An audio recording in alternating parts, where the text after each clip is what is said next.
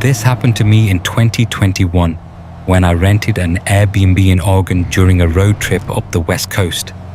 I had been driving for almost 2 weeks straight at that point, moving from California through small towns and national parks.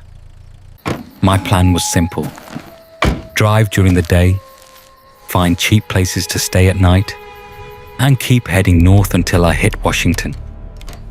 One night, I booked a small Airbnb outside a town called Roseburg. The listing looked normal enough. It was basically a small guest house behind someone's main property.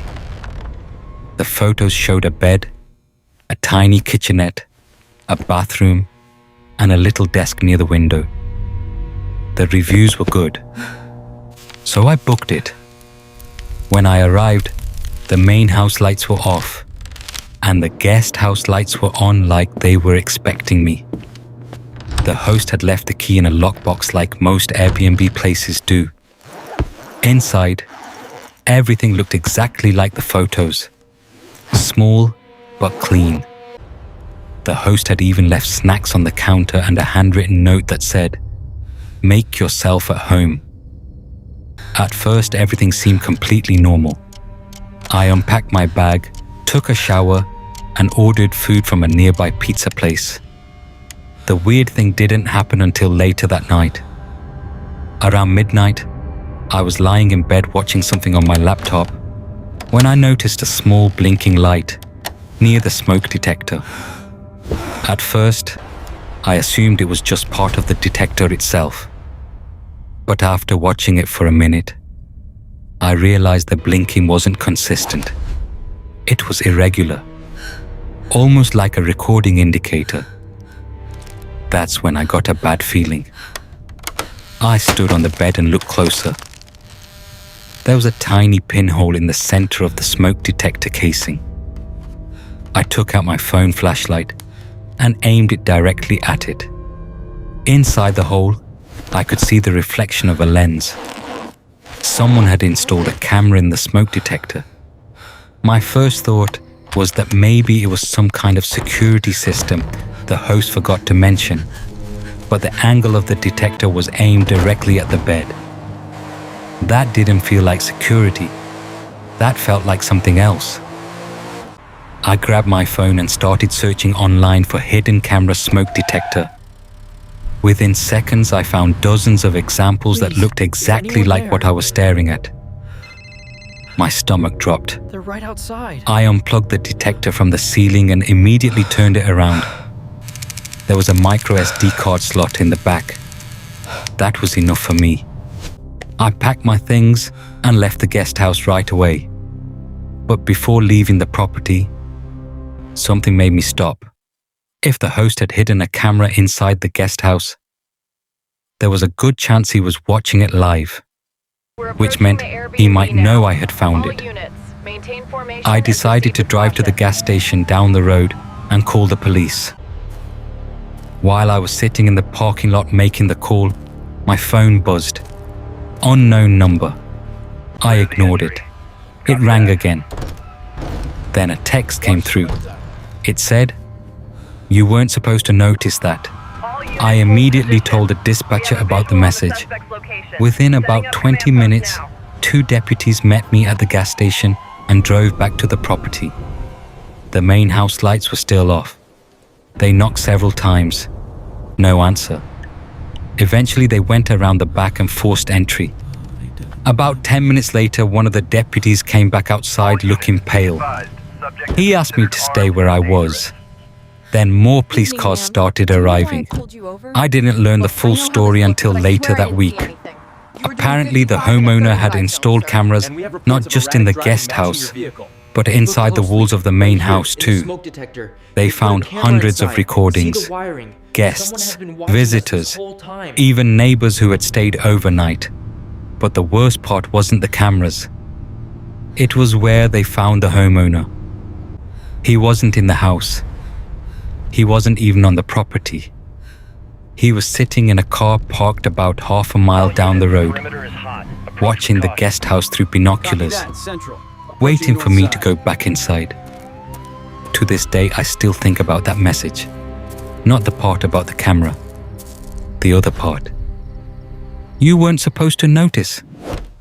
Because that makes me wonder how many people stayed there before me and never did. Story 2. The man who sat in my back seat.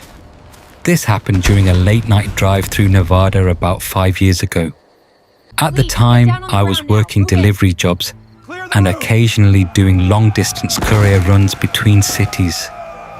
One of those runs took me from Reno to Las Vegas overnight. It's a long drive through mostly empty desert. Hours of highway with almost nothing around. I left Reno around 9 p.m. Everything was fine for the first few hours. Music playing, road mostly empty. Just the occasional truck passing by. Around midnight, I stopped at a rest area to stretch my legs. There were maybe 3 other cars there. I used the bathroom, grabbed a drink from the vending machine, and got back in my car. Then I kept driving. About 40 minutes later, I glanced in my rearview mirror and saw someone sitting in the back seat. I slammed the brakes so hard the car swerved. When I turned around, the back seat was empty. I pulled over immediately. I checked the entire car. Front seats, back seats, trunk. Nothing. I told myself it was just my eyes playing tricks on me in the dark. He had eyes on everything. But I was shaken enough that I stayed parked for a few minutes before getting back on the road. Let's check the ground. For the next half hour, everything felt normal again. Then I looked in the mirror a second time and saw him again. A man sitting directly behind the driver's seat. He was leaning forward slightly, watching me. I spun around. Again, the back seat was empty. This time I was genuinely scared. I pulled into the next gas station I saw and got out of the car immediately. I walked around the vehicle twice, even opened the trunk again. Still nothing.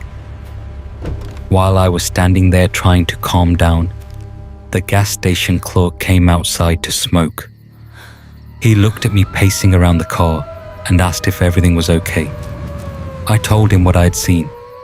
Instead of laughing it off, he just stared at me for a second. Then he asked one question.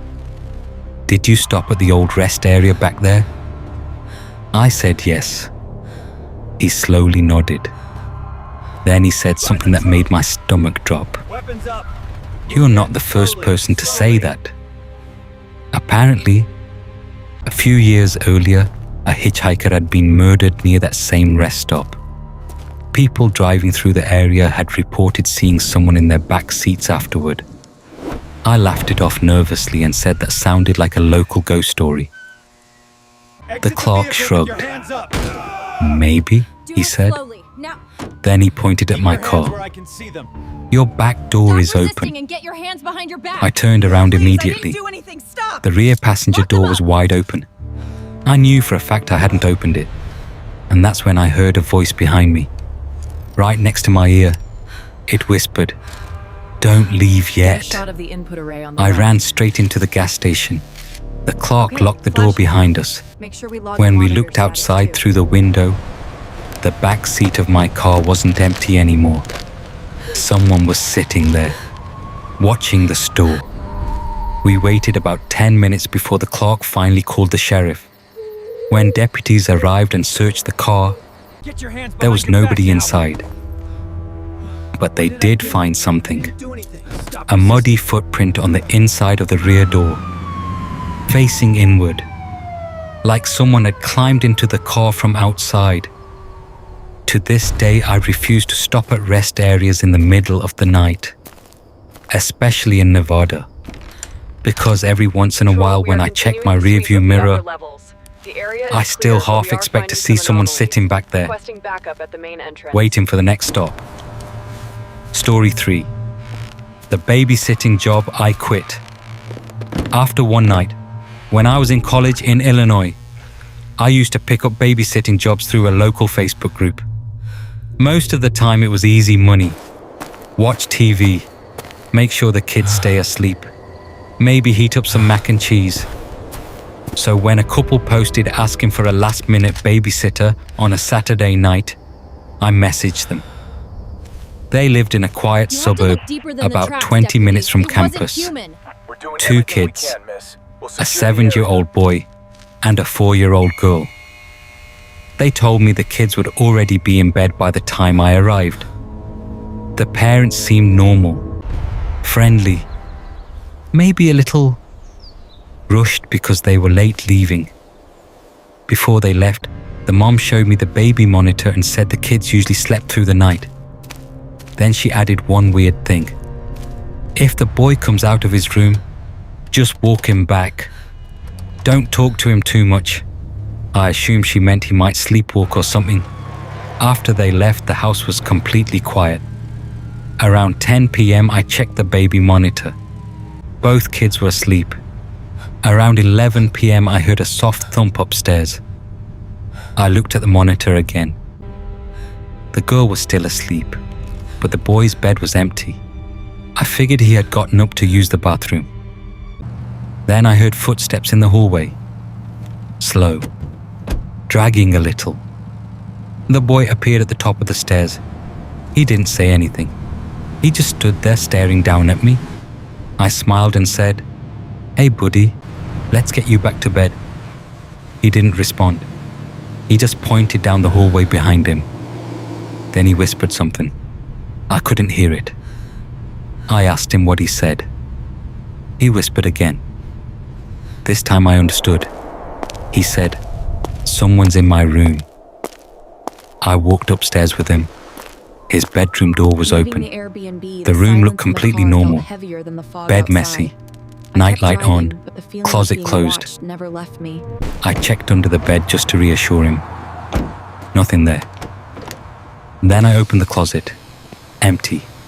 I told him everything was fine and tucked him back into bed. But as I turned to leave, he grabbed my arm and said something that made my heart stop. I wasn't talking about my room. I slowly turned toward the hallway. The girl's bedroom door was open, and someone was standing inside, tall, completely still, watching us. I grabbed the boy and ran downstairs, locked the front door, called the parents immediately. They rushed home within 15 minutes. The dad checked every room in the house. Nobody was there. The police were called just to be safe. They didn't find anyone either. But one officer noticed something strange. The girl's bedroom window was open, and outside in the flower bed, there were footprints leading up to the house, but none leading away. I never babysat again after that. But the thing that still bothers me most isn't the footprints. It's something the boy said while we were waiting for his parents to come home. He asked me, "Why did that man look like Dad?"